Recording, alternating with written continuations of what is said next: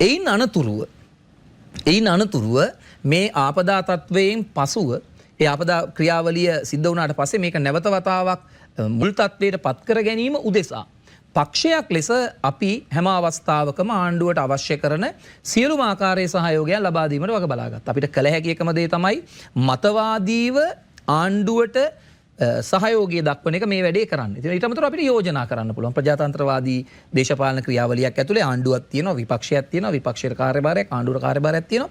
විපක්ෂයේ කාර්යභාරය විදිහට අපිට මෙන්න මේ අපි හිතන විදිහට මෙන්න මේ දේවල් කරන්න කියලා යෝජනා කරන්න පුළුවන්.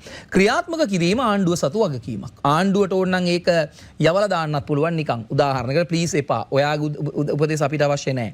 ඒක අපි කරගන්නම්. ඔයා කියන එක කරන්න බෑ. ඒක නැත්නම් ප්ලීස් ඕනේ නැහැ. ඒ විදිහට ඕන නම් තල්ලු කරලා දාන්නත් පුළුවන්. කැමති නම් විපක්ෂයක් විදිහට මේ යෝජනා හොඳයි. ඒ දේවල් ඔයාලගේ යෝජනාත් අපි ක්‍රියාත්මක කරනවා. මොකද මේක රටක් විදිහට අරගන්න ඕනේ කියන කාරණාව අරගත්තා.